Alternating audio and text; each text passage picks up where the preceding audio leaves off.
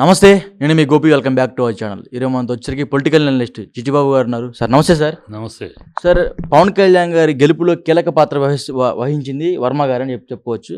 So అందులో భాగంగా ఈరోజు అంటే అప్పుడు వర్మకి మాట ఇచ్చారు చంద్రబాబు గారు, వర్మ నువ్వు టెన్షన్ పడ మాకు, నీకు ఒక కీలక బాధ్యత ఇస్తా, మొదటగా ప్రకటించే పేర్లు నీదే ఉంటుందని చెప్పారు. ఇప్పుడు ఈరోజు వంగా గీత గారు ఒక కాంట్రవర్సీగా మాట్లాడారు అక్కడ. వర్మ గారు మీకు అన్యాయం జరిగింది, మరి ఇంకా మీరు ఎందుకు స్పందించట్లేదు అన్నట్టు ఒక సోషల్ మీడియాలో అయితే బాగా వైరల్ అవుతున్నాయి. సో దీన్ని మీరు ఏం చెప్తారు? ఇప్పుడు వర్మకి అన్యాయం జరిగింది అంటే అన్యాయం జరుగుతుంది గ్యారెంటీగా. ఎందుకంటే ఇప్పుడు వర్మ తన స్థానాన్ని పవన్ కళ్యాణ్కి ఇచ్చి తను తప్పుకుని కష్టపడ్డాడు, పవన్ గెలవడానికి కష్టపడ్డాడు. ఇప్పుడు అక్కడ పిఠాపురం యొక్క నియోజకవర్గ విషయాలు ఎవరు చూడాలి? పవన్ తరపున ఈయన చూడాలి. అదే అందరూ అనుకుంది. ఈయన వర్మగారు ఉంటారు, పవన్ కళ్యాణ్ షూటింగ్కి వెళ్ళినా ఇంకోటికి వెళ్ళినా వర్మగారు ఉంటారు. సో షాడో ఎమ్మెల్యేగా వర్మ ఉన్నాడు.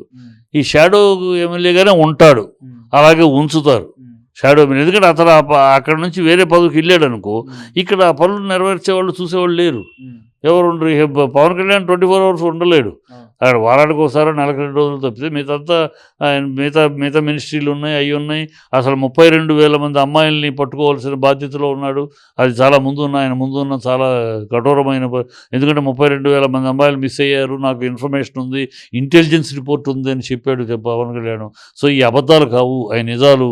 ఆయన ఊరిని గాలి మాటలు మాట్లాడలేదు, ఎలక్షన్లో జనాలను మభ్యపెట్టడానికి మాట్లాడలేదు, అది నిజం అని నిరూపించుకోవాల్సిన అవసరం ఉంది. లేకపోతే ప్రజలు ఉమ్మొస్తారు, నువ్వేదో నీతిగా నిజాయితీగా రాజకీయాలు చేయడానికి వచ్చాను అన్నావు, ఇలాంటి పచ్చి అబద్ధాలు ఆడతావా అని అంటారు ప్రజలు.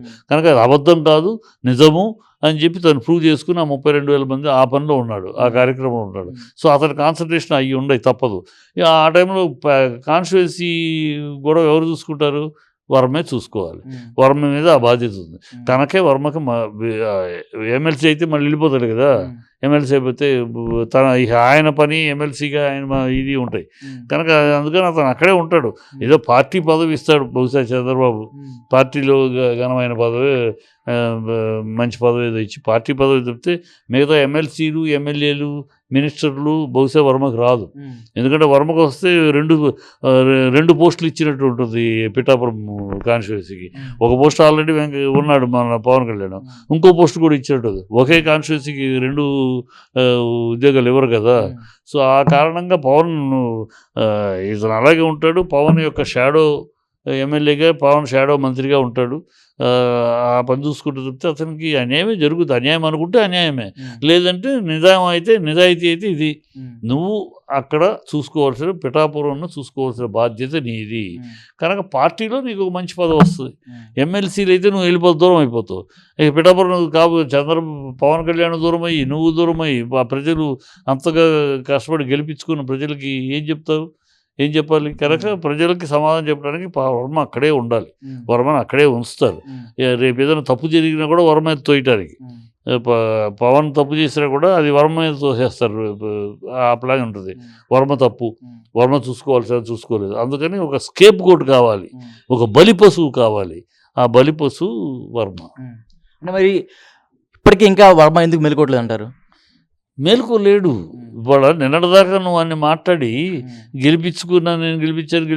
ఇప్పుడు వర్మ బలిపశువు అనేది ఇంకోటి గతంలో గుర్తుందో లేదో, వర్మ ఒక విలేజ్కి వెళితే, విలేజ్ ప్రెసిడెంట్ని కలవడానికి వెళితే దాడి జరిగింది. ఏమని అన్నారు? మాకు చెప్పకుండా నువ్వెవడు రావడానికి ఇక్కడికి అని. అంటే వర్మ రాష్ట్రం నాయకుడిగా ఉన్నవాడు, అతను ఎవరినో పంచాయతీ ప్రెసిడెంట్ ఏమన్నా కలవడానికి వెళ్తే వీళ్ళ కార్యకర్తలు ఫ్యాన్స్ పర్మిషన్ తీసుకుంటారంటే, వాళ్ళు ఫ్యాన్స్ కొట్టారు. ఎందుకు కొట్టారంటే మా పర్మిషన్ లేకుండా నువ్వు ఇష్టానికి వచ్చేస్తావు మా ఊరికే అని అంటే ఎట్లా? అది ఆయన పరిస్థితి. వాడుకున్నాక అతని పరిస్థితి. నువ్వు అలా పడి ఉండాలి, కూర్చుండాలి, ఎక్కువ మాట్లాడితే జాగ్రత్త అన్నట్టు ఉంది. సో అది అండర్స్టూడ్. ఇక అతని పరిస్థితి అయితే పాపం ఏం చేయలేడు, అలాగే ఉండాలి. బయటికి రాలేడు, బయటకు వస్తే ఇంకా తప్పు అయిపోద్ది. సో ఉండి భరించక తప్పదు అంతే. తప్పు చేశాడో ఒప్పు చేశాడో తర్వాత త్యాగం అనే దానికి అర్థం లేదు. తెలుగుదేశం పార్టీ కాంబినేషన్లో త్యాగాలకు మా పదాలకు అర్థాలు లేవు. వాళ్ళు త్యాగాలు అనేది ఒప్పుకోరు. పరిస్థితిని బట్టి తప్పక వర్మ అయితే ఓడిపోయాడు కూడా అని అంటారు వీళ్ళు. అంటే ఇంకోటి సార్, నియోజకవర్గంలో ఉన్న పనులు కూడా వర్మని పిలవట్లేదంట. అక్కడ నాగబాబు గారు దగ్గరుండి స్వయంగా చూసుకున్నారు ప్రతి ఒక్క పని. పవన్ కళ్యాణ్ గారికి అక్కడ ఏం పని లేకుండా మొత్తం నాగబాబు చూసుకున్నాడు. ఇంకా వర్మని దగ్గర కూడా రానియట్లేదంట. సో దానికి మీరే ఉంటారు? నేను ఇంత నుంచి వర్మని అలా పెడతారు. ఇలాంటి వార్త అసలు ఎందుకు వస్తున్నాయంటారు బయటికి? స్కేప్ గోట్ వర్మని అలా పెట్టి వీళ్ళన్నీ చేసుకుంటూ ఉంటారు. తప్పు జరిగితే వర్మ, తప్పు జరిగితే ప్రజల్లో వర్మ ఇన్ఛార్జి, వర్మలో జరిగితే తప్పు ఆయన మీద వస్తుంది. మంచి జరిగితే పవన్ కళ్యాణ్ గారు చేస్తున్నారు, పవన్ కళ్యాణ్ కాన్స్టిట్యూన్సీలో మంచి జరుగుతుంది. అందుకని ఒక స్కేప్ గోటు, ఒక బలి పశువుని రెడీ చేశారు. వర్మ ఒక బలి పశువు, అంతే. అది జరుగుద్ది. వీళ్ళన్నీ చేస్తూ ఉంటారు. ఎక్కడైనా తప్పు జరిగింది అనుకో, అది ఇమ్మీడియట్గా ఆ ఇన్ఛార్జ్ ఎవరు, వర్మ గారు, ఆయనే చూసుకోవాలి. మాకేం తెలుసు, ఆయనే చూసుకోవాలి. ఆయన కదా దగ్గరుండి గెలిపించింది, ఆయన చూసుకోవాలి. అలానే చేస్తారు. సక్సెస్ అయిందనుకో మొత్తం చేసిన పనులు అయినా మంచి వచ్చిందా, పూలమాలలు పుష్పాలు వాళ్ళకి, రాళ్ళు రప్పలు వీళ్ళకి, నిందలు వీళ్ళకి. అది ఎప్పుడు స్ట్రాటజీ. చంద్రబాబు స్ట్రాటజీ అలాగే ఉంటుంది. ఆ స్ట్రాటజీలో భాగమే ఇది. మరి పవన్ కళ్యాణ్ గారు కనీసం నన్ను గెలిపించారు కదా, కొత్త వర్మకి ఏమైనా న్యాయం చేద్దాం, డబ్బు పరంగా కానీ లేకపోతే పొలిటికల్ ఇన్ఫ్లుయెన్స్ ఇంకా ఎక్కువ పెరిగేలాగా చూడటం కానీ, పవన్ కళ్యాణ్ కూడా ఎందుకు ముందు అడగట్లేదు అంటారు? పవన్ కళ్యాణ్ వేస్తాడని అనుకుంటుంది మీ అమాయకత్వం. పవన్ కళ్యాణ్ ఎందుకు వేస్తాడు? అతను పెంచడం వల్ల తనకి ప్రయోజనమా నష్టమా? తనకే నష్టం. తనని ఇంకో కత్తిని రెడీ చేస్తున్నాడు. ఒకే ఎవరిలో 2 కత్తుల్లాగా. ఇప్పుడు అతను పెంచితే, అతను పెంచాలని మాట్లాడితే తన అన్న నాగబాబు చేసే పనులు ఎట్లా నాగబాబు అక్కడ కూర్చొని ఏం చేయగలడు? తను పెంచితే కనుక ఇవన్నీ కూడా రాజకీయంగా అతను ఏం మాట్లాడు, సైలెంట్గా తనకేమి తెలియనట్టు ఉంటాడు.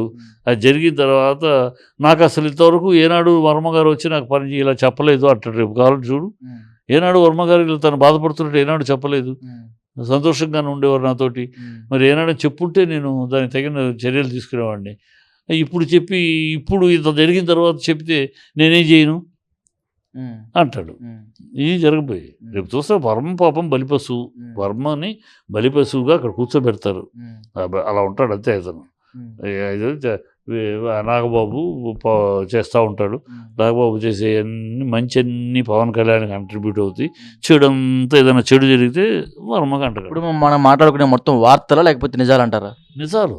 ఈ నిజాలు వార్తలు కాదు, నేను నిజాలు ఒక పొలిటికల్ అనలిస్టుగా అనలైజ్ చేసి చెప్తున్నా జరగబోయేది అంతే.